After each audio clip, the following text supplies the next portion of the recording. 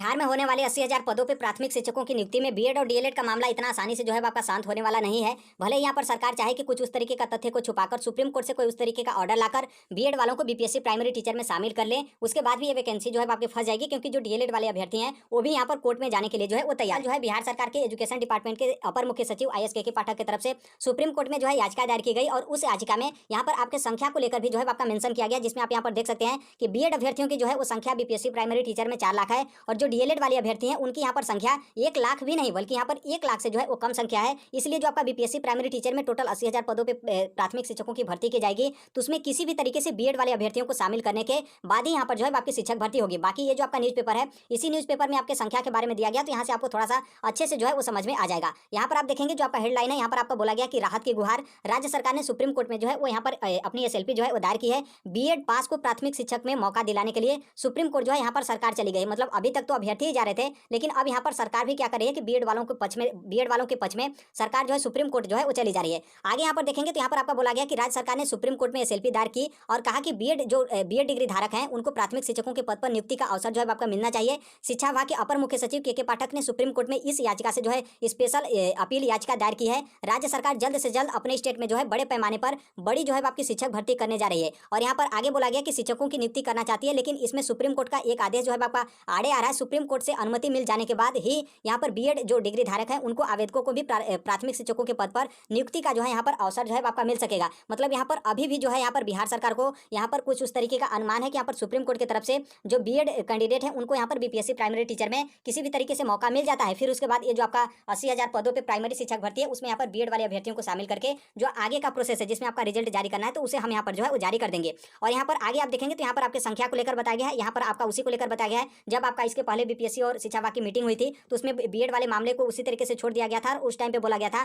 कि हमारे जो महाधिवक्ता हैं शिक्षा विभाग से उनसे यहाँ पर सलाह लेंगे, सलाह लेने के बाद ही यहाँ पर जो है हम बताएंगे। जो कि सलाह लेने ये जो इनके महाधिवक्ता हैं ये जो क्या किए कि पटना हाई कोर्ट में चले गए, और पटना हाई कोर्ट में गए तो पटना हाई कोर्ट की तरफ से डीएलएड के पक्ष में जो है वो निर्णय आ गया। फिर निर्णय जैसे डीएलएड के पक्ष में आया तो फिर यहाँ पर के पाठक के खुद जो है सुप्रीम कोर्ट जाकर वहां पर जाकर जो है मतलब बीएड के पक्ष में सुप्रीम कोर्ट में जो है अपनी याचिका जो है वो दायर की। फिर आगे यहाँ पर देखेंगे तो यहाँ पर आपका बोला गया कि राज्य में बीएड जो डिग्रीधारी हैं उनकी संख्या यहाँ पर करीब जो है आपके 4.5 लाख है, जबकि डीएलएड डिग्रीधारी वाले कैंडिडेट हैं उनकी संख्या 1 लाख से भी कम है। मतलब यहाँ पर पूरा आपका 1 लाख भी जो है आपका यहाँ पर नहीं बताया गया है, बल्कि यहाँ पर 1 लाख से कम जो है आपका संख्या मेंशन किया गया है। ऐसे में बिहार लोक सेवा आयोग मतलब बीपीएससी द्वारा जो परीक्षा ली जा रही है उसमें अधिकतर संख्या किसकी है? बीएड वाले अभ्यर्थियों की संख्या है, डीएलएड वाले अभ्यर्थियों की संख्या कम है। इस आधार पर भी यदि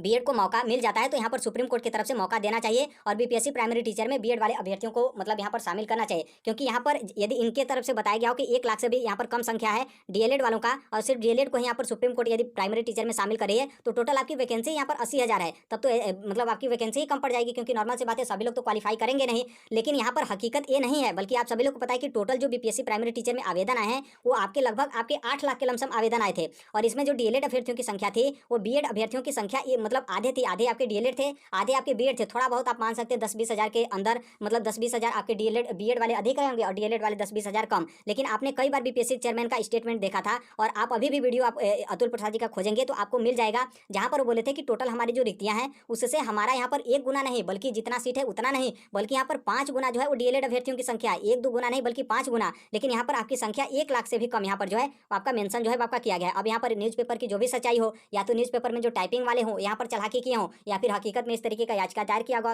मतलब याचिका में इस बात को जो है आपका मेंशन जो है किया गया हो, ताकि संख्या के आधार पर भी जो है आपका यहाँ पर मौका मिल जाए कि बीएड वाले बीपीएससी प्राइमरी टीचर में एलिजिबल जो है वो रहेंगे। और जो कि यहाँ पर आप देखेंगे तो यहाँ पर आपको न्यूज़ देखने को मिला है कि खुशखबरी बीएड पास भी जो है प्राइमरी शिक्षक बनेंगे। ये आपका कब का न्यूज़पेपर है? जब आपका 28 जून 2018 को एनसीटी की तरफ से अधिसूचना जारी करके बीएड वाले अभ्यर्थियों को प्राइमरी में शामिल किया था, तो उस टाइम पे भी आपका संख्या के आधार पर बीएड वालों को शामिल किया गया था। इसीलिए हम यहाँ पर जो है बोल रहे हैं कि ऐसा भी हो सकता है कि सुप्रीम कोर्ट से संख्या के आधार पर बीएड वाले अभ्यर्थियों को बीपीएससी प्राइमरी टीचर में शामिल करने का मौका जो है आपका मिल सकता है। अब यहाँ पर संख्या के आधार पर बोलेंगे तो थोड़ा सा यहाँ पर समझिए, ये यहाँ पर देख सकते हैं जब आपका एनसीटी का अधिसूचना जारी किया गया था और उस टाइम पे बोला गया था कि आप नौकरी करने जाएंगे तो 2 साल के अंदर 6 महीने का जो आपका ब्रिज कोर्स है उसे आपको करना पड़ेगा। और ये जो आपका 9 लाख पद है वो यहाँ पर सिर्फ प्राइमरी शिक्षकों के जो है आपके पद खाली हैं, जिसमें से आपका बिहार, यूपी, मध्य प्रदेश, झारखंड और पश्चिम बंगाल में इसी स्टेट में अधिकतर जो है आपकी आधे से अधिक जो है आपकी रिक्तियां हैं। जो कि अभी भी आप देखेंगे तो आपका 2018 का न्यूज है, लेकिन अभी भी आप देखेंगे तो वहीं के लमसम आपकी रिक्तियां हैं। यूपी में, बिहार में भी देखेंगे तो 1 लाख की लमसम प्राइमरी टीचर की रिक्तियाँ हैं। यूपी में भी देखेंगे तो यूपी में भी आपका 2 से 2.5 लाख जो है प्राइमरी टीचर की रिक्तियाँ हैं। उसी तरीके से मध्य प्रदेश, झारखंड, हर एक स्टेट में जो है आपके प्राइमरी शिक्षकों की रिक्तियाँ हैं। अब यहाँ पर हम बात कर लेते हैं एनसीटी को लेकर की संख्या के आधार पर हम यहाँ पर क्यों बोले हैं। देखिए, जब यहाँ पर 2017 से पहले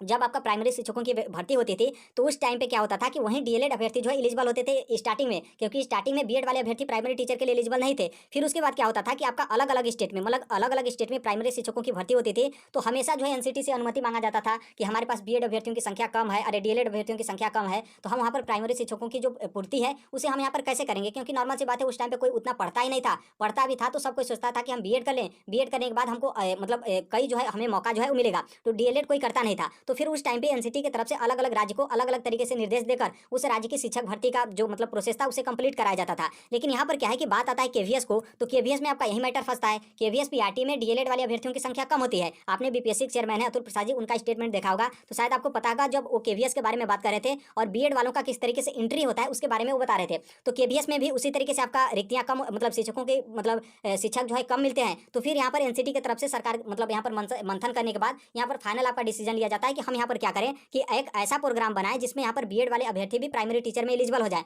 तो बस आपका यही प्रोग्राम बना दिया गया 6 महीने का जो आपका डिप्लोमा होता है, जो आपका ब्रिज कोर्स होता है, बीएड वाले अभ्यर्थी कर लेंगे, प्राइमरी टीचर में एलिजिबल हो जाएंगे। लेकिन उस समय के बाद हमेशा जो है आपका एक शर्त रखा जाता था कि ये जो आपका बीएड वाले ब्रिज कोर्स करके प्राइमरी टीचर में एलिजिबल रहेंगे तो ये हमेशा के लिए एलिजिबल नहीं रहेंगे, बल्कि उस टाइम तक एलिजिबल रहेंगे जब तक डीएलएड अभ्यर्थियों की संख्या पर्याप्त मात्रा में जो है वो न हो जाए। लेकिन आप सभी लोग को पता है कि डीएलएड अभ्यर्थियों की संख्या पर्याप्त मात्रा में हो गई, लेकिन उसके बाद भी बीएड अभ्यर्थी प्राइमरी टीचर के लिए मतलब एलिजिबल होते रह गए। फिर अलग अलग स्टेट में बीएड वाले अभ्यर्थियों को बाहर नहीं किया गया। फिर आज जो है आपका मामला इस तरीके से हो गया। फिर यहाँ पर कई सालों के बाद यहाँ पर सुप्रीम कोर्ट की तरफ से 11 अगस्त 2023 को बीएड वाले अभ्यर्थियों को प्राइमरी से जो है वो अपात्र यहाँ पर किया गया। तो ये आपका टोटल मौका था जो कि यहाँ पर संख्या के आधार पर तो थोड़ा सा यहाँ पर डर है कि कहीं जो के पाठक की तरफ से याचिका दायर की गई है तो कहीं उस याचिका में संख्या के बल पर मतलब संख्या कम होने के कारण कहीं इस तरीके का मैटर न फंस जाए कि बीएड वाले अभ्यर्थियों को प्राइमरी टीचर में शामिल जो है आपका मतलब कर न लिया जाए। लेकिन इतना आप समझिएगा कि शामिल कर भी लिया जाता है तो भी यहाँ पर जो है आपका दिक्कत है कि किसी भी तरीके से बिहार सरकार यदि चाहे कि हम तथ्य छुपाकर कोई सुप्रीम कोर्ट से ऑर्डर करा लें तो देखिए ये भी आपका फंसेगा, क्योंकि अभी तो आपका एग्जाम हुआ है, अभी आप रिजल्ट निकालेंगे,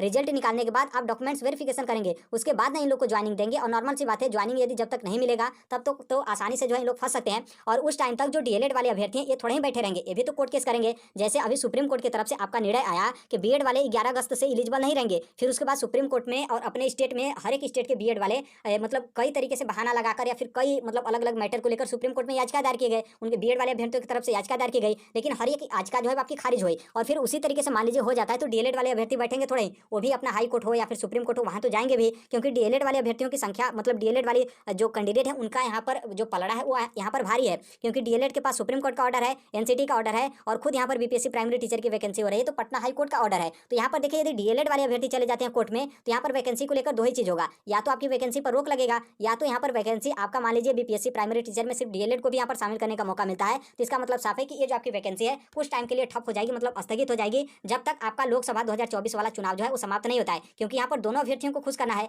यहाँ पर बीएड वाले अभ्यर्थी तो इसलिए खुश हो जाएंगे क्योंकि इनको तो लड़ना ही नहीं पड़ा है, खुद इनके मतलब इनका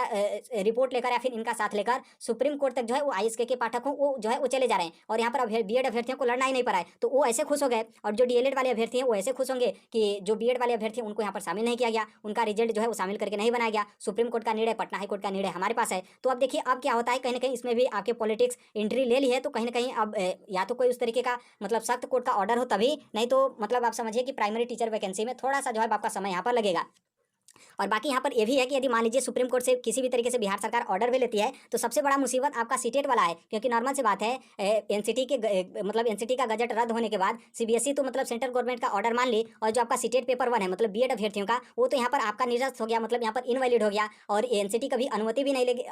नहीं देगी सीटेट वाले मैटर को लेकर। तो क्या आप बिना पात्रता के, हमें पता है कि बहुत सारे अभ्यर्थी बिहार शिक्षक पात्रता एग्जाम क्वालिफाई किए होंगे लेकिन सभी तो क्वालिफाई नहीं किए होंगे, तो फिर बिना पात्रता के कैसे वो लोग प्राइमरी टीचर में जो है गवर्नमेंट टीचर बनेंगे। और यहाँ पर जब मान लीजिए सुप्रीम कोर्ट की तरफ से ऑर्डर भी हो जाता है तो बिना एनसीटी की अनुमति से कोई भी आपका क्वालिफिकेशन डिसाइड नहीं होता है, क्योंकि आप भले बीपीएससी प्राइमरी टीचर का एग्जाम दिए हो या फिर किसी भी राज्य के आप शिक्षक भर्ती में शामिल हो रहे हो, तो बिना एनसीटी के अनुमति से वो राज्य जो है आपकी योग्यता को निर्धारित नहीं करता है। जो आपकी योग्यता निर्धारित होता है वो आपका एनसीटी की तरफ से निर्धारित होता है। इसीलिए आपने नोटिफिकेशन में देखा होगा, बीपीएससी प्राइमरी टीचर के भी नोटिफिकेशन में आपने देखा होगा, तो उसमें साफ साफ बोला गया था कि एनसीटी के परामर्श से ही विभाग का निर्णय अंतिम होगा। तो एनसीटी कभी तो निर्णय देगी नहीं, क्योंकि एनसीटी अपने वेबसाइट से खुद अपनी अधिसूचना रद्द होने वाला अधिसूचना को हटा दी है और सभी राज्य और केंद्र शासित प्रदेश को एक लेटर जो है वो जारी की थी कि जो आपका 11 अगस्त 2023 वाला सुप्रीम कोर्ट का ऑर्डर है उसको यहाँ पर माना जाए। मतलब प्राइमरी शिक्षक भर्ती में या फिर प्राइमरी के पात्रता एग्जाम में बीएड वाले अभ्यर्थी एलिजिबल नहीं रहेंगे। तो ये है आपका पूरा डिटेल मैटर। बाकी जो आपका टेलीग्राम चैनल है, कमेंट बॉक्स में लिंक रहेगा टेलीग्राम चैनल का, उससे भी आप जुड़ जाएगा। बाकी जो कोई भी अपडेट या फिर जो कुछ भी इन्फॉर्मेशन होता है, देखिए यहाँ पर इस प्लेटफॉर्म पे आपके ऑथेंटिक यहाँ पर शेयर किए जाते हैं। ऐसा नहीं कि आप बीएड वाले अभ्यर्थी हैं तो आपके पक्ष में, डीएलएड वाले अभ्यर्थी हैं तो आपके पक्ष में। जो निर्णय है हमने आपको यहाँ पर सामने दिखा दिया कि बीएड वाले अभ्यर्थी किस तरीके से एलिजिबल हुए, कैसे उन लोगों की प्राइमरी में एंट्री होती है, जो कि संख्या बल के आधार पर। और यहाँ भी सरकार सुप्रीम कोर्ट में गई है तो शायद संख्या बल के आधार पर कुछ तथ्यों को यहाँ पर छुपाकर वो चाहती है कि संख्या बल पर यहाँ पर बीएड वाले अभ्यर्थियों को शामिल कर लिया जाए। जो कि हम यहाँ पर ये भी बताएं कि मान लीजिए थोड़ा सा क्षणिक समय के लिए बीएड वाले अभ्यर्थियों को यहाँ पर खुशी हो जाता है कि सुप्रीम कोर्ट से यहाँ पर बिहार सरकार कोई उस तरीके का ऑर्डर ला दे कि शामिल करने को लेकर, तो डीएलएड वाले अभ्यर्थी फिर कोर्ट में चले जाएंगे तो फिर आपकी वैकेंसी जो है फंस जाएगी। तो नॉर्मल सी बात है, जब आप नौकरी पाएंगे ही नहीं तो आपका बीएड हो या फिर डीएलएड हो, कोई करने से यहाँ पर मतलब ही नहीं है। क्योंकि पॉलिटिक्स तो मतलब हर एक चीज में चला है, और यहाँ पर शिक्षक भर्ती हो और इतने बड़े स्तर पर शिक्षक भर्ती हो उसमें पॉलिटिक्स ना हो, ऐसा तो कभी हो ही नहीं सकता। तो अभी के लिए यही अपडेट है, और फिर जो कुछ भी इन्फॉर्मेशन आता है वो यहाँ पर इस प्लेटफॉर्म पे शेयर कर दिया जाता है। मिलते हैं अगले नेक्स्ट वीडियो में, तब तक के लिए thank you, bye bye, take care, all the best, thank you for listening, God bless you, thank you.